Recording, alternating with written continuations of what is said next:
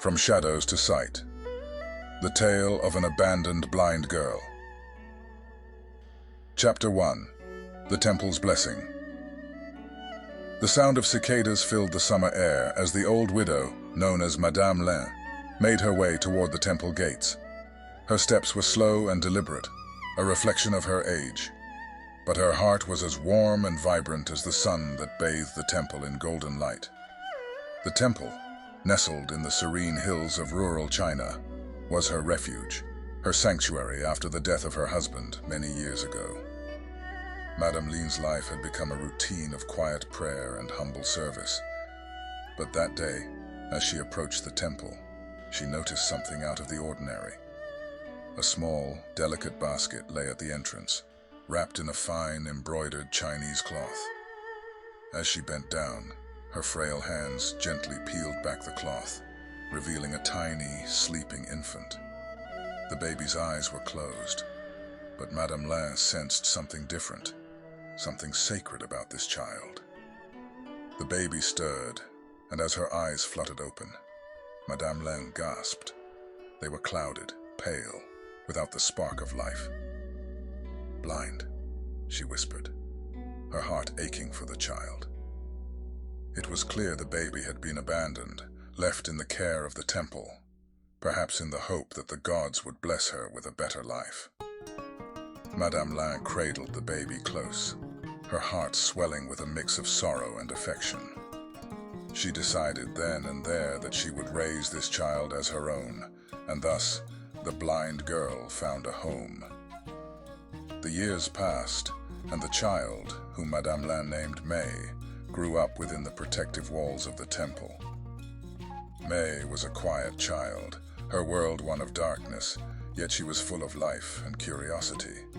She could hear the rustling of leaves in the wind, feel the warmth of the sun on her face, and smell the incense that burned in the temple daily.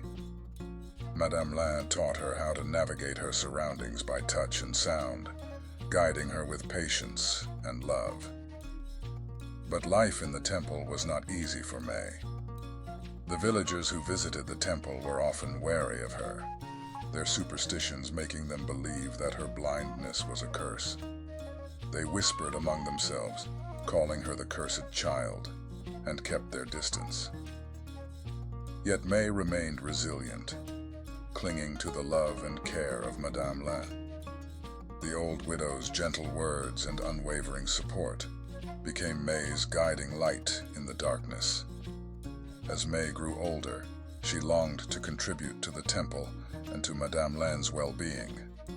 Despite her blindness, she insisted on helping with the temple chores, sweeping the floors, preparing the offerings, and even cooking meals. She became skilled at using her other senses to navigate the world, and her determination won her the respect of the temple monks and, slowly, the villagers. Still, May felt a deep yearning within her heart, a desire to see the world, to experience the colors and shapes that she could only imagine. But she kept this yearning hidden, not wanting to burden Madame Lin with her unfulfilled dreams. She accepted her blindness as her fate, focusing instead on the small joys of life, the sound of birds singing at dawn, the scent of blooming flowers, and the warmth of Madame Lin's embrace. But fate, it seemed, had other plans for May. The shadows that enveloped her world were not permanent, and soon her life would take an unexpected turn, one that would bring both joy and heartache. Chapter 2. A Chance Encounter. May's life continued in its familiar rhythm, each day blending into the next. She had found work in the village, weaving baskets, a skill she had mastered despite her blindness. Her fingers moved deftly over the reeds, each stroke precise and fluid. It was a small source of income, but it brought her a sense of independence and purpose. Madame Lin was proud of her, often boasting to the villagers about her clever daughter. One evening, after a long day of work, May decided to take a different path home. She had heard from the villagers that the nearby fields were filled with the fragrant blooms of jasmine, and she longed to breathe in the scent of the flowers. Guided by her memory of the village's layout and the sounds around her, she made her way to the fields. As she walked, her foot suddenly slipped into a hidden pothole filled with rainwater from a recent storm. With a startled cry, May tumbled forward, the cold water soaking her dress. Panic gripped her as she struggled to find her footing, her hands flailing in the water. Her heart raced, and for a moment she felt utterly helpless. But then, a strong hand grasped hers, steadying her. "Are you all right?" A deep voice asked, concern lacing the words. The voice was unfamiliar, yet soothing. May felt a gentle pull, and before she knew it, she was lifted from the pothole, her wet clothes clinging to her small frame. I'm fine," May stammered, her cheeks flushing with embarrassment. She could feel the stranger's presence close to her, his hand still holding hers. There was a warmth in his touch that she had never felt before, a sense of safety that calmed her racing heart. "You should be more careful," the stranger said, his tone gentle yet firm. "This path can be treacherous after the rain." "I'm sorry," May whispered, feeling ashamed of her vulnerability. "I didn't know. I couldn't see." The man paused, and May sensed a shift in his demeanor. "You're blind," he said softly, not as a question, but as an observation. May nodded, her head bowed. "I'm sorry," she repeated, feeling the familiar sting of pity that often accompanied such revelations. But the stranger surprised her. "No need to apologize," he said kindly. "You have nothing to be sorry for. Here, let me help you." He placed her arm in his, guiding her back to the main path with a gentle but firm grip. May was struck by the kindness in his voice, a stark contrast to the wary tones she was accustomed to from others. As they walked, the stranger introduced himself. "My name is Li Wei," he said. "I've just moved to the village. My family, well, they sent me here to learn about life in the countryside."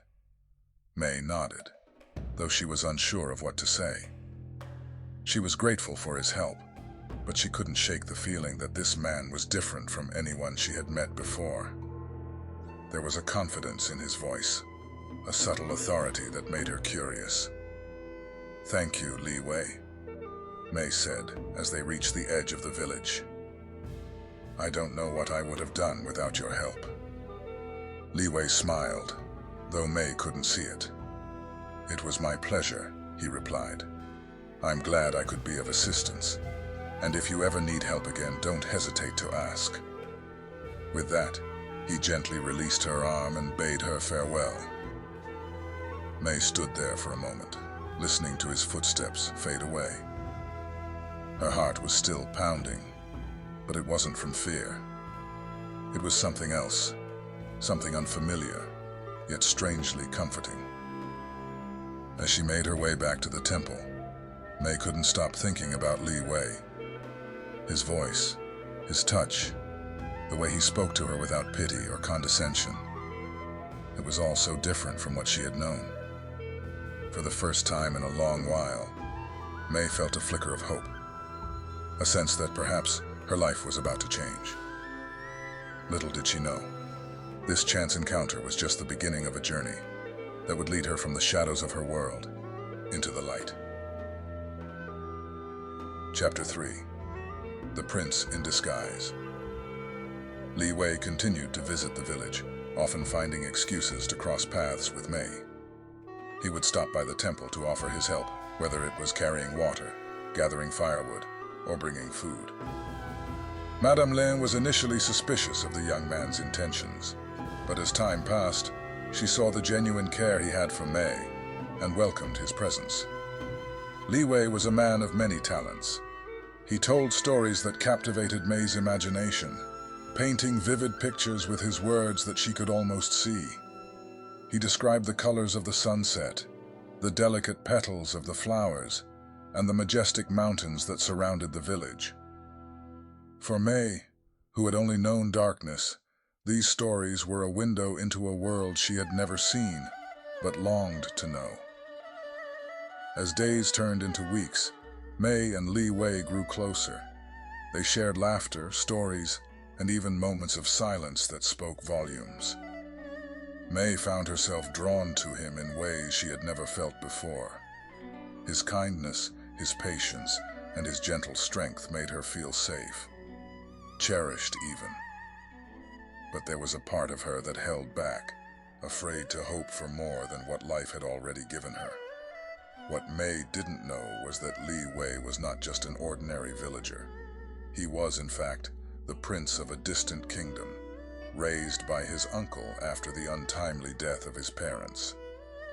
His uncle, a wise and loving man, had sent Li Wei to live among the common people to learn humility, compassion, and the true meaning of leadership. It was a tradition in their family, one that had shaped many great rulers before him. Li Wei had taken on the identity of a commoner to experience life outside the palace walls. He had expected to find challenges, hardships, and perhaps a few lessons along the way. What he hadn't expected was to find someone like May, a blind girl who saw the world more clearly than most, whose strength and resilience humbled him, and whose beauty, both inside and out, captivated his heart. One evening, as they sat together outside the temple, Li Wei told May about the kingdom he came from. He described the grandeur of the palace, the bustling markets, and the vibrant festivals that brought the people together. May listened intently, her imagination running wild with the images his words conjured. "You speak of it with such fondness," May said, a hint of sadness in her voice. "It must be a wonderful place to live." Li Wei hesitated, sensing the underlying emotion in her words. "It is," he admitted, "but it is not without its challenges. Every place has its struggles, its sorrows. But it's the people who make it beautiful, who bring life and light to it." May nodded, her thoughts drifting. "I wish I could see it. Just once," she whispered, her voice barely audible. Li Wei turned to her, his heart aching at the longing in her words. He wished more than anything that he could give her the gift of sight, to show her the world he saw. But he knew that some things were beyond even his power. "I wish I could show it to you," he said softly, his hand gently brushing hers. "But know this, May. You see more with your heart than many do with their eyes, and that is a rare and precious gift." May smiled, a tear slipping down her cheek. "Thank you, Li Wei," she said, her voice trembling. "You've shown me more than I ever thought possible." As the night deepened, Li Wei found himself struggling with his growing feelings for May. He knew that revealing his true identity would complicate everything, but he also knew that he couldn't keep it a secret forever. He had to make a decision, one that could change both their lives forever. That night, as he walked May back to the temple, Li Wei made a silent vow. He would protect her, care for her, and if the time was right, he would tell her the truth. But until then, he would cherish every moment they had together, no matter how fleeting. Little did either of them know that fate had already set its course, and the shadows that had long shrouded May's life were about to be lifted in the most unexpected way. Chapter 4. The Kiss of Light.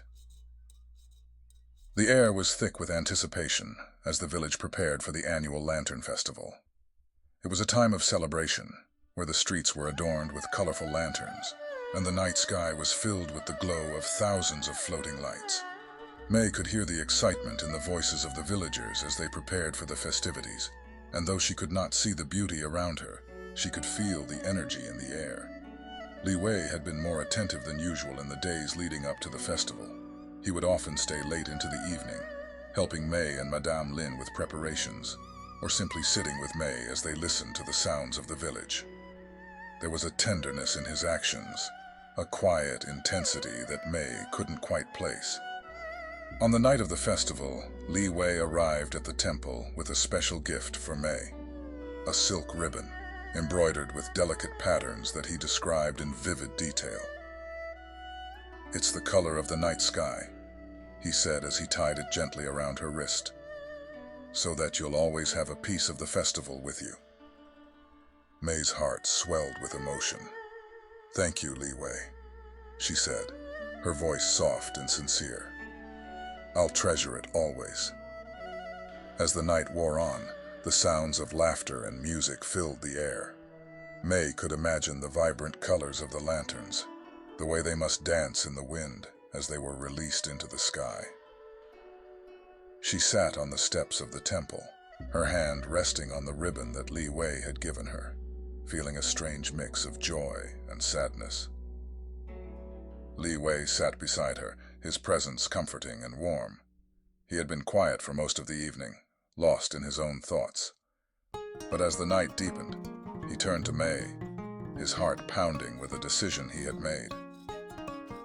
"Mei," he began, his voice trembling slightly, "there's something I need to tell you." Mei turned her head toward him, sensing the seriousness in his tone. "What is it, Li Wei?" she asked, her heart beating faster. Li Wei hesitated, searching for the right words. "I haven't been entirely honest with you," he said finally. "There's something about me that you don't know. Something that I should have told you from the beginning." Mei felt a knot form in her stomach. "What do you mean?" she asked, her voice barely above a whisper. Li Wei took a deep breath, his hand gently covering hers. "I'm not who you think I am," he said, his voice filled with emotion. I'm the prince of a distant kingdom. My name is not Li Wei, but Prince Zhang Wei." Mei's breath caught in her throat. For a moment she didn't know what to say. The man she had grown so close to, the man who had become her friend, her confidant, was a prince.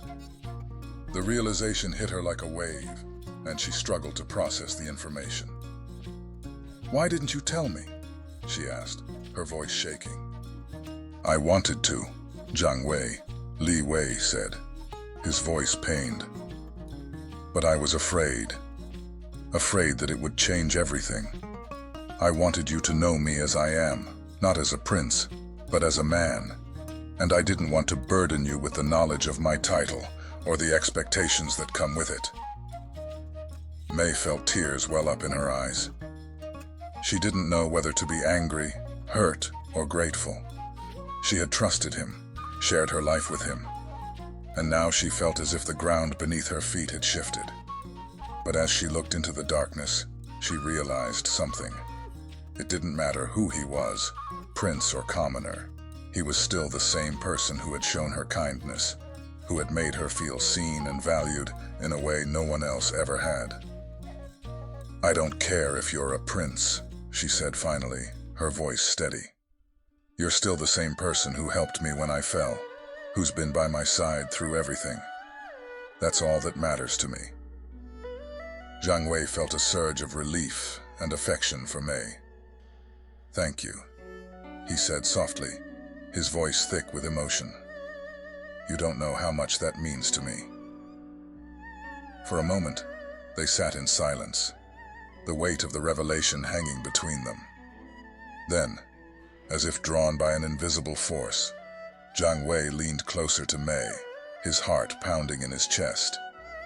He could feel the warmth of her breath, the softness of her skin, and in that moment, he knew what he wanted, what he needed to do. Gently, he cupped her face in his hands and pressed his lips to hers in a tender, lingering kiss. It was a kiss filled with all the emotions he had kept hidden, all the love he had silently nurtured. As their lips met, a strange sensation washed over Mei, a warmth, a light, something she had never felt before. It spread through her like wildfire, filling every corner of her being. And then, as if a veil had been lifted, she opened her eyes. Colors exploded before her, shapes and light that she had only ever imagined. She gasped, pulling away from Jiang Wei in shock, her heart racing. She could see. For the first time in her life, she could see the world around her. Jiang Wei stared at her, confusion and concern etched on his face. "May?" he asked, his voice laced with worry. "What's wrong?" But May couldn't speak. Tears streamed down her face as she looked around, taking in the beauty of the world that had been hidden from her for so long. She saw the lanterns, the stars, the temple, and Jiang Wei. His handsome face, full of love and concern, was more beautiful than she could have ever imagined. Finally, she found her voice. "I can see," she whispered, her voice trembling with emotion. "I can see everything." Jiang Wei's eyes widened in shock. "What? How?" "I don't know," May said, tears of joy streaming down her face. "But I can see, Jiang Wei. I can see you." Overwhelmed with emotion, Jiang Wei pulled her into his arms, holding her tightly as they both wept. It was a miracle, one that neither of them could explain, but it didn't matter. All that mattered was that May had been given the gift of sight, a gift that she had longed for her entire life. For days, May kept her newfound sight a secret, pretending to be blind as she adjusted to the overwhelming beauty of the world around her. She wanted to savor every moment, to experience the joy of seeing without the expectations or pity of others. But eventually she knew she had to tell Madame Lin the truth. When she finally revealed her secret, Madame Lin wept with joy, praising the gods for their mercy. Jiang Wei too was overjoyed, but he couldn't help but wonder what this miracle meant for their future. As May and Jiang Wei prepared to leave the village and return to the palace, they brought Madame Lin with them. The old widow, who had raised May with so much love and care, was given a place of honor in the palace, where she lived out her days in comfort and happiness. May and Jiang Wei were married in a grand ceremony, surrounded by the people who had once been strangers, but were now friends. As queen, May ruled with compassion and wisdom, using her unique perspective to bring light and hope to her people. And though their story began in darkness, it ended in light, as May and Jiang Wei found their happily ever after in each other's arms. Tune in again, dear audience, to witness the captivating tale in this Chinese folktale filled with strength, love, and compassion. Remember, all is fair in strength and unity, but love conquers all. As you navigate the story, leave us a comment on your thoughts, wishes, assumptions, and conclusions about the story. Don't forget to subscribe for more stories from us. See you next time.